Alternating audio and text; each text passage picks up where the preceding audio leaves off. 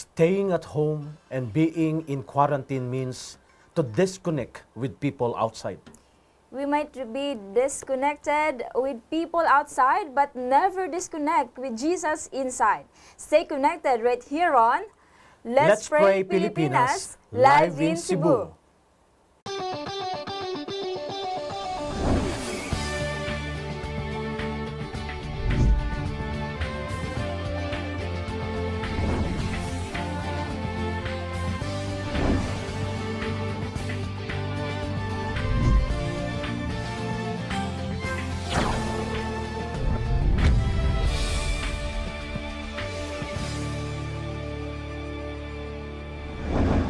Good day, everyone, and welcome to Let's Pray Pilipinas. We praise God for giving us another beautiful day and waking us up to be here once again. Of course, today with me is Pastor Luel Quinto. Yes, good morning. How have you been, Pastor? Yes, it has been enjoyable week with the family sa atong quarantine. Aha. Kita yung tanan naka-experience ining quarantine.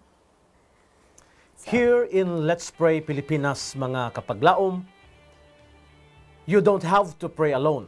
So before nato sugdan ang pagbasa sa atong mga prayer request o mga praise reports, mag-ampo usa ta before we start. I'm requesting everyone to please bow your heads. Let us pray. Father in heaven, we would like to bring the glory, honor, and praise to your name for another day that you have given us. Thank you, Lord, for preserving our lives until this moment. Thank you for your sustaining grace. And today, Heavenly Father, we pray for your heavenly wisdom and your Holy Spirit to empower us as we start praying for one another. As we start the day with a prayer, we pray, Lord, for unity as we fight the pandemic that is happening around us. And thank you for being with us and for blessing our viewers and listeners today.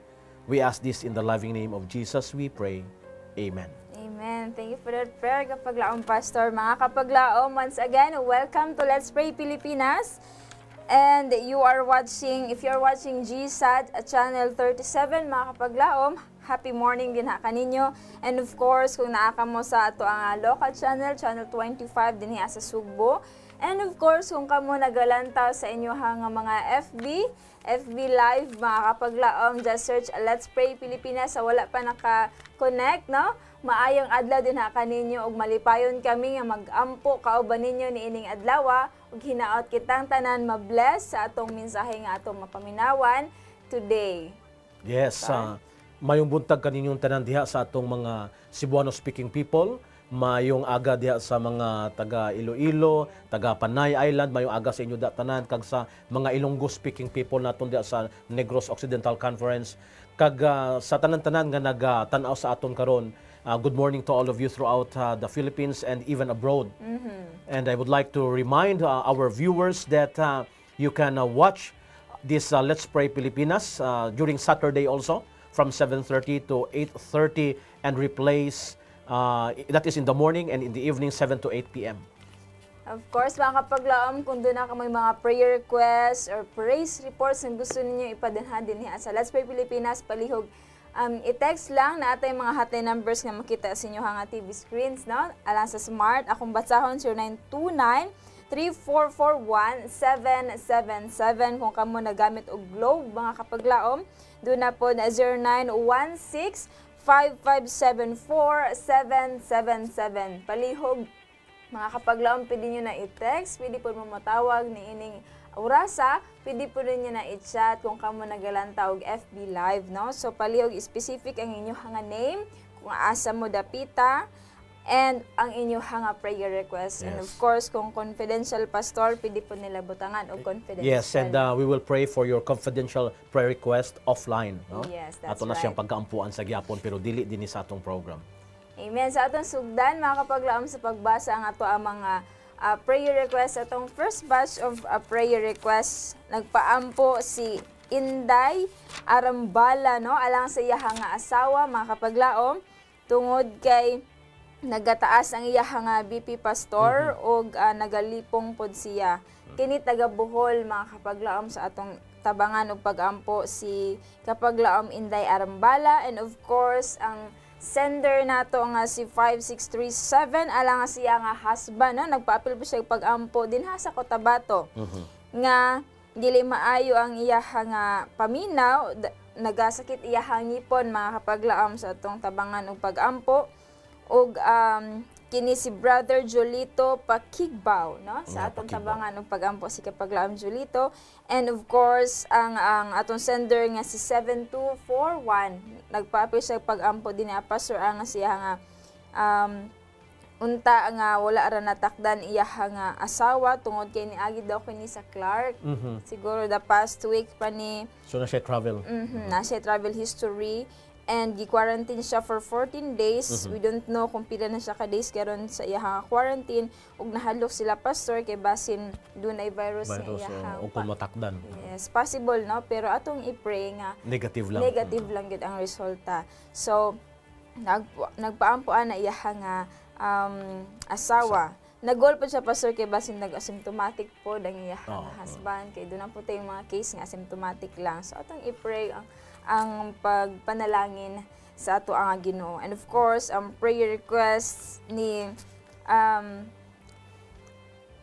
sender nato nga si 4851 mga kapaglaom nagpa-pray siya alang kang Clifford ang mangumpit nga naa karon sa Loud, siguro nagtrabaho ni siya sa overseas, and of course ang sa iyahang pamilya, tibuok niyang pamilya og sa iyahang partner karon nga unta ipalayo sila sa mao nga temptasyon og sa maabot nga mga pagsulay sa ilahang family.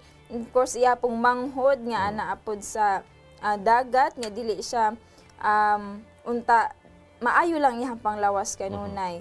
And sa iya hapon nga anak nga si Joshua Yanok, no, nga unta mawala na iyang sakit nga epilepsy mga kapaglaom. Siya nga pag-umangkon niya si Sydney mangumpit nga unta matagaan sa usakto nga tambal, inibalik daw nila sa doktor.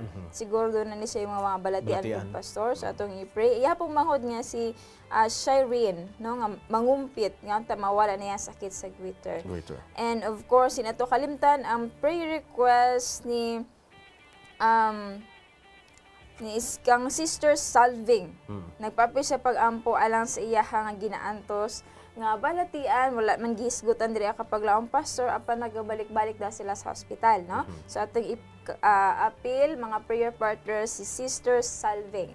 And of course, ang prayer request ni kapaglaong Jojo Justo diraha sa Baugo SDA at church. Ang iyahang pag-ampo din ni pastor is hinaot nga malayo sila ni ini nga COVID-19. Ang Justo family kay daghan na daw din haa sa Davao ug paadto na sa Caraga, hinaot nga aduna gihapoy paglaom layo ni ining mga pagsulay kapag laom pastor. So we will be praying with kapag laom pastor Loel. Okay, let us start praying for this prayer request. Mag-aampo ta. Gamhanan nga Diyos, langit nun nga amahan ni ining kabuntagon, nagadangop kami diya kanimo. O una sa tanan Ginoo, among gipangayo ang kapasaylohan sa mga sala. Sa buhat, sa pulong, o sa among mapangunahuna, kung sa diin kami napakyas o nakahatag o kasubo sa imong atubangan, hinloi kami Ginoo aron nga kining among mapag-ampo, makaabot diya sa imong trono sa grasya. Among ginaampo Ginoong usa namo kay igsuon, nga si Sister Inday Arambala. Taas ang iyang BP. Doon na siya gipangbati sa iyang panlawas karon, tanduga siya sa imong maayong kamot, ayuha siya o Dios. Aron nga mawala na kini ang iyang mga gipangbati. Amo usab ginaampo si Brother Jolito Pakigbaw nga gihangyo sa iyang asawa nga i-request ang iyang gibati karon nga sakit sa ngipon og sakit sa iyang tibuok kalawasan. Ginoo, kami nasayod nga ikaw ang Dios nga dakong mananambal. Wala imposible diha kanimo. Makaayo ka sa tanang mga balatian, mao ka ng rason nga amo kining ginadala sa pag-ampo nga maayo kining among igsuon. Amo usab ginaampo Ginoo ang request sa usa ka asawa nga unta makauli na siya gikan sa iyang nga pagbiyahe, makapauli sa iyang panimalay, og sa iyang pagpauli, wala untay balatian nga dala nga mga negative ni ining virus karon nga nagatakod sa bisan kang kinsa. Ginoo, naghangyo ang iyang panimalay nga gimingaw na sa ilahang inahan. Nga unta, Ginoo, maghiusa sila nga wala na mga problema, maghiusa sila nga dunay himsog nga panlawas. Amo kini ginadala sa pagampo nga walay virus nga nasulod sa iyang panlawas sa iyang pagpauli. Amo usab ginaampo, Ginoo, ang proteksyon sa pagtrabaho ni Clifford Mangumpit. Siya dito karon sa lawod, ikaw nasayod sa iyang kahimtang, sa iyang pagtrabaho, Ginoo, protection ni siya. O kauban sa iyang manginigugma sa kinabuhi, kauban sa iyang partner sa kinabuhi, na malikay sila sa mga tentasyon, bisan sila wala naghiusa karon. Amo ginaampo, Ginoo, ang ilang anak nga si Joshua sa iyang sakit nga epilepsy. Ginoo, ayuha siya. O ang pag-umangkon sa among sender nga si Sydney, ikaw, Ginoo, nasayod sa iyang kahimtang. Ihatag, Ginoo, ang kaalam sa mga doktor o mga nurses nga sa ilang pag-adto sa ospital, madapatan og eksakto nga tambal. O si Sharin, among ginaampo usab sa iyang goiter, o sa usap sa lain pang mga gibati sa iyang panlawas, ayuha siya, o Diyos. Si Salving, Sister Salving, Ginoo, ayuha siya sa iyang balatian, o iuli ang maayong panlawas o kusog sa iyang adlaw-adlaw nga pagkinabuhi. Kauban man, Ginoo, sa Hosto family, ilang ginaampo, o Diyos, nga malikay sila sa balatian karon sa kalibutan. Panalangini sila, suportari sila makinanglanon. Salamat, Ginoo, nga ikaw magatubag ni ining mga pag-ampo, amo kinigintugyan o ginalauman nga madawat sa ngalan ni Jesus nga manluluwas. Amen. Amen. Thank you for that prayer, kapaglaong Pastor. We have our first caller today, Pastor Abraham Pilutin, gikan sa East Mindanao Conference. Maayong adlaw, Pastor. Good morning, Pastor. Good morning, di kanimo. Pastor? Murag naputol yung linya siguro, no? Naputol ang linya. Kapaglaong, Giselle. Pwede nato siya balikan in a while. Okay. Alright, so, mga kapaglaom. Hello. Alright, Okay, si Nana. Pastor. Maayong adlaw, Pastor Abraham. Good morning, Pastor. Mayong adlaw. Good morning. Yes, Pastor. Welcome to Let's Pray Pilipinas. Unsa man ang Yan. matabang pinaagi sa pag-ampo.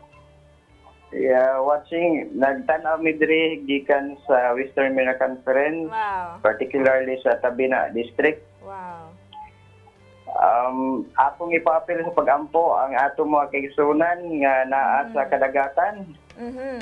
nga nanginabuhi in taon para sa pamilya tungod niining lisod nato nga panahon karon. Yes. Yes, that's right. Nga dili pod sila makadunggo ang uban kay nahadlok pod ang tagstag sa itong mga pamilya nga dunay virus ba nga nadala. Mhm. Yes. So akong ipapil sa pag-ampo ang mga pamilya nila nga safety lang din masustinahan pod ang ilahang pamilya Mhm. sa ilahang mga panginahanglanon. Yes. Salamat niya ang concern, Oh. Pastor. Okay. Basin na pa kay gusto pag yun nga ipapray, Pastor? Ang wali pod nato sa Western Mindanao Conference pinanguluhan ni Pastor Carlito Kidit sa matag alas 8 ngadto sa alas 8:30 sa gabi. Ginatanaw kini sa daghang mga viewers. Yes. Hinaot nga mapanalanginan pod ang atong mga viewers Yes. taliwala nining kahadlok pinagis virus sa atong palibot karon. Mhm. Pastor, Kana daghang lang. salamat sa Daghang imong salamat, Pastor. pagtawag. Regards diya sa inyo, ha? Yes, maybe we could offer a short prayer kapag laang Pastor. Okay. Pastor Abraham, please stay on the line as Pastor Quinto will pray with us. Sige, Yes. mag-ampo ta.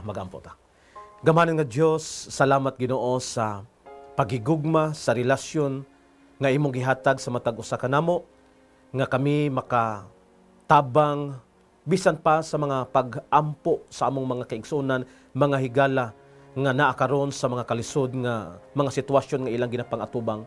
Ginoo, salamat sa kay Pastor Abraham sa iyang kabalaka, sa request nga iyang gipadala karon alang sa pag-ampo sa among mga higala nga nagatrabaho sa barko nga tuwa karon sa lawod nalayo sa ilang panimalay. Ginoo, tabangi sila. Bisan sila gimingaw sila mahinigugma sa kinabuhi. Hatagi sila lig-on nga pagtuo diha kanimo. O Ginoo amo ginaampo ang panalangin sa ilang tagsa-tagsa ka panimalay nga ikaw magasuporta sa ilang mga kinahanglanon. Giyahi sila, tagaay sila maayong panlawas og malikay sa mga balatian sa kalibutan.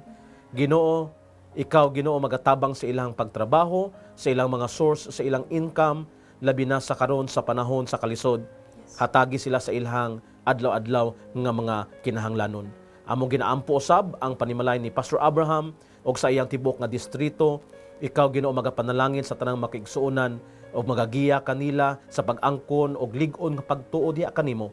Og amo usab ginaampo Ginoo ang leadership ni Pastor Kidit sa Mindanao, sa Western Mindanao Conference. Giyahay sila ang mga magbubuhat, ang mga kaigsuonan nga maghiusa sa pagduso sa imong maayong balita nga bisan sa unsa nga pamaagi makaminsahe kami sa makatawhan nga wala pa nakaila kang Kristo. Giyahi karon og panalangini ang ilang ongoing nga evangelism activities. Ikaw Ginoo nakahibalo ni ining tanan, panalangini sila nga makatawhan, magapaminaw sa imong mensahe og kini makaangkon og maayo nga bunga nga mga katawhan magatuo kang Ginoong Hesus nga ilang personal nga manuluwas. Salamat Ginoo sa imong panalangin og sa pagtubag sa among pag-ampo sa ngalan ni Hesus nga among manuluwas. Amen. Amen. Thank you for that prayer kapag laom. Pastor, salamat po kang Pastor Abraham nga nagtawag na nato. Daghang salamat Pastor. God bless you, God Pastor. bless. Alright, so we have again very interesting topic, Pastor, and Yes. still naata ni ining ato ang in connection lang gihapon ni sa ato ang mga previous or sa ato ang recent lang gihapon nga mga sitwasyon din hiya. So, ang ato ang discussion for today mga kapaglaom, are we connected? No? Ang atong quote of the day mabasa nato sa In Heavenly Places. Ingon din hiya, people who are connected with Christ have happiness in their command. Happy is he who is connected with the Lord. Yes. Kinsa man kaha ang dili malipayon, no? Kung dili mag-connect sa Yes, ato ang labi na Ginoo. karong panahon na Yes. kapag laom Giselle, no, sa atong mga viewers, no, sa inyong tagsa-tagsa kapuloy-anan diha, kamo nang nagunit sa inyong mga gadget o gatan-aw sa atong live karon nga program. Ang pangutana sa atong topic nga ginadiskusan karon is, are we connected? Naka-connect ba ta? Yes. Labaw sa tanan, naka-connect ba ta sa Ginoo? Ingon sa ato nga quotation of the day, kato lamang ang na-connect sa Ginoo are the people who are happy. Yes. And they are confident to face the pandemic, this health crisis that we are facing now, if we are connected with the Lord. That's right. And kapag laong Pastor, speaking of connection, no, more and more online care group and prayer meetings arise during this enhanced community quarantine or ECQ. And there are also Facebook live shows initiated by different churches and organizations of our denominations. Siguro nabantayan sa atong mostly good, no? Sa Facebook, makita nato nga daghan ang naga-online meetings, Pastor. Yes, this is now the time. Ginatawag siya online fellowship. Online fellowship, yeah. Sa atong mga streaming. Yes, that's right. So in other words, bisan na-quarantine kita sa atong mga puloy-anan, we can still connect to other Yes. people and we can still join the worship. O you have mentioned about the care group. Mao kining pangutana sa uban nga maka-care group pa ba sila kay layo ang ubang mga members. Yes. Tingali ang uban dili na makaadto sa laing mga members nila, apan ang uban nga mga pamilya mao na ang ilang care group nga mga members. O doon natay gitawag karon nga digital care group. Wow. Unsa man na siyang digital care group mga kapaglaom? Mao kana siya ang pag-connect, paggamit sa atong technology to connect with the members of our care group that makamusta nato sila, magiyahan nato sila, unya we can stay connected with them. No? So, Yes. daghang tagpamaagi. Daghang pamaagi kapag laong Pastor. Gani doon na po tayo ginatawag nga PPC, and it's kaning PPC kapag laong Pastor ginatawag ni siya Philippine Prayer Call nga dinahaagi na hitabo ang mga pag-ampo nga dili lang sa imong kaugalingon, apan you can pray with others, no? Sa katong dunay mga prayer concerns, pwede kaayo ninyo mahimo ang usa ka pag-ampo nga kana bang wala na sukad ninyo nahimo. Yes. Siguro first time sa uban nga naka prayer sila online, no? Nakita nila ilahang mga giampuan. And doon na po na siya schedule. Pastor, basin doon na pa kanhibawan yung mga prayer gathering sa online? Yes, naay uban nagahimo sila og not only prayer, worship yun, no? Nag-worship. Ilang Yes. gina-share diha, ang ilang opening song, ilang ibutang, doon ay mga group chat, no? Group chat, nga diya sa group chat, diya sila makakonect sa ilang mga friends o niya, that is sa online worship. No? Daghang kayong mga makita nato this time of pandemic and this time of quarantine, no, lockdown, mao ni ang panahon nga we can use the gadget, technology to connect with other people. That's right, kapag laong pastor. O gisgutan nato din dili lang ta naisgot sa mga online nato nga mga gatherings. So muna no, makita nato ang graphics akong gihisgutan kay nakapag laong pastor ang PPC, ang Philippine Prayer Call. Doon na sila schedule kapag laong pastor. O kung namoy Zoom nga application, ako wala pa ko Conference, Zoom. no? Maka-conference sila. Maka-conference call ka. Wala pa ko Zoom kapag laong pastor nga application. Maybe mo na ning panahon nga mag-download na ko. So doon na yung mga schedule nga makita sa inyo ang TV screens mga kapag laom. Every 5 a.m. kapag laom pastor, this is schedule every day. Doon ay morning mana. And every day po, every 10 a.m. doon ay morning Bible study. Wow, nindot kaayo no? And every day, every 1 p.m. afternoon Bible study na pod. And every day, every 8 p.m. evening mana. And pagka Friday, 5 p.m., that's welcoming the Sabbath. Wow, so nanay schedule, no?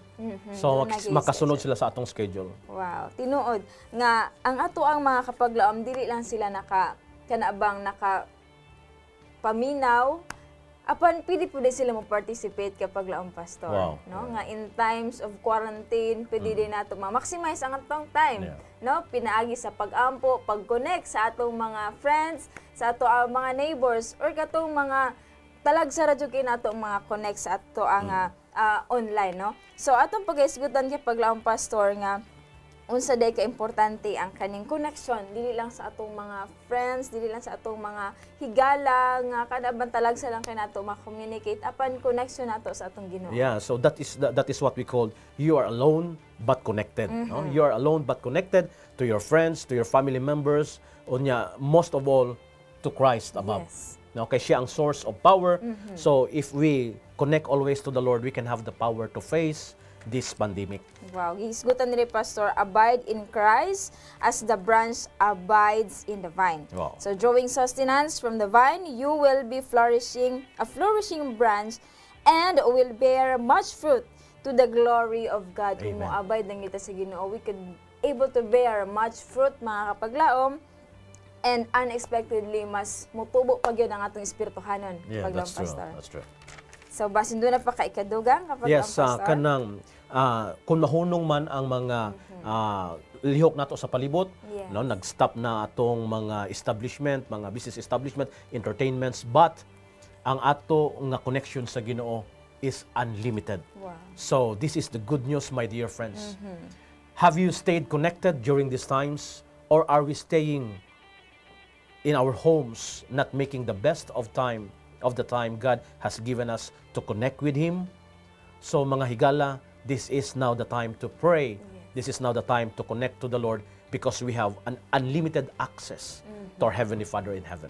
That's right. Mga kapaglaam, for the second round of our prayer, the Lord will certainly hear and answer the prayers of His workers if they will seek Him for counsel and instruction. Sa ato ang batch 2 sa ato ang prayer request, gikan kang Mr. and Mrs. Romano, nagpapi sa pag-ampo alang sila ng mga anak, no? Nga tuwa sa Saudi, nga unta ilayo sila niini nga sakit po, dunay ginabati nga ubo, sipon, mga simptomas nga hinaot nga dili lang nimo grabe kapag laong pastor nga mga balatian. Ug sa ato nga sender nga si 1013, no, nagpaapi sa pag-ampo alang sa mga safety alang sa Adventist brother nato dinhaa sa Carabao Island. Yeah, Carabao Island. I think this is in Romblon, no? Carabao Island. Wow, so ipalayo po sila sa mao nga COVID-19. And of course, kapag agikan kapag Pastor Richard Hondonero na nagpapis sa pag-ampo alang sa iyang recovery of kapag Gerson Igluso. And also, let us pray for Adventist Hospital Calbayog, no? Actually, si Igluso, Gerson Igluso, I think that was yesterday nga gipapahuway sa Ginoo na sa iyang kinabuhi. So, kining request, siguro this was before, no, nga gihatag ni Pastor Richard Hondonero gikan sa ato nga hospital sa Calbayog. And we will be praying for the bereaved family. Of course, for prayer for comfort. We will welcome here in studio si kapaglaong Pastor Romy Ilustrisimo, no? Good morning, Pastor, no? Sa ato. So ato po ning gimingaw puntaan ni kapaglaong Pastor. And of course, padayon ta ang request ni kapaglaong Jesrul Bundao, no? Alang sa iyahang area of duty dinhaa sa volunteer siya pastor sa utility dinhaa sa UC Med Hospital nga unta malayo lang pod sa COVID nga sakit. And of course, ikan kang Ruth Calderon, no? Doon na po siya mga pag-ampo alang sa iyang plan niya nga ma-apply sa Canada. Hinaot nga ang Ginoo magatugot kung unsa man iyang pagbuot. And kang Merlin magsipok alang sa iyang family, magsipok Huson, Suwerte family, Agad family, Garcia family, and of course Francis Claire Agad nga dunay diabetic ni siya pastor, 13 years old pa lang. So doon na po tayong mga prayer request sa FB, no? Kikan kang Sir Glenn may pa ang iyahang daughter nga si Overn, sa iyahang husband na si Giovanni dinha sa UK nga nagpahulay tungod kay sila frontliners po nato kapag laong pastor sa UK. Let us pray for protection sa COVID-19. And of course, ato mga Bamsi frontliners, atong i-pray nga kang si Mama Lorna Taan nga unta makarecover pud siya sa iyang cancer.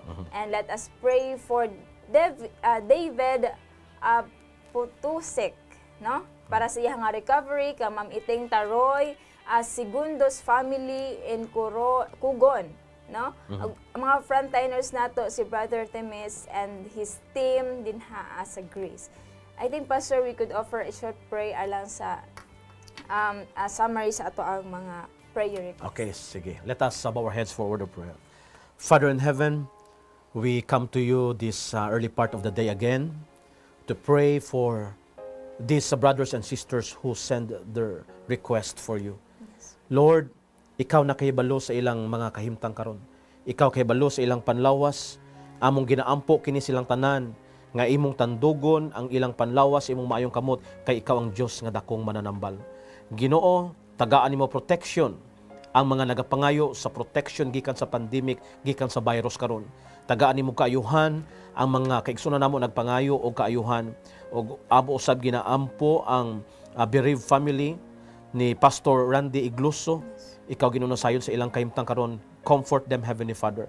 Og among ginaampo ang mga higala namo dito sa gawas og mga frontliners sa ilang fight karon sa virus sa tibuok kalibutan. Giyahay sila o Dios, ihatag kanila ang imong protection, ang kaalam o kaayuhan sa tanan nga dunay mga balatian sa ilang panlawas karon. Amo kini ginaampo ang tanan sa ngalan ni Ginoong Hesus nga manluluwas. Amen. Amen. Thank you for that prayer kapaglaom Pastor. Mga kapaglaom, daghan kay salamat sa inyong pag-uban ka namo. Apan in summary sa atong discussion kay ganina, the more closely we are connected with Christ, the more will our words and actions show the subduing, transforming power of His grace. That's Testimonies for the Church and volume chapter 4. Yes. Staying put in our homes is the time when we can explore the character of Christ, to deeply know Him and broaden our relationship, which should be our priority. Wow, daghan king salamat labi na gyud sa atong mga kapaglaom nakig-uban ka nato today no sa Yes. pag-ampo. Let us continue pray alang sa ato ang mga frontliners din sa hospital, frontliners nato din sa mga media no, media volunteers nato mga kapaglaom ug sa tanan nga mga kapaglaom nga nagpadayog pagluso sa buhat. This has been your kapaglaom Giselle of Hope Channel Cebu reminding you that God shall supply all your needs according to His riches in glory by Christ Jesus. Yes, this has been your kapaglaom Pastor Lowell Quinto of Hope Channel Cebu saying, let's pray without ceasing, only here on Let's Pray Pilipinas. Where you don't have to pray alone.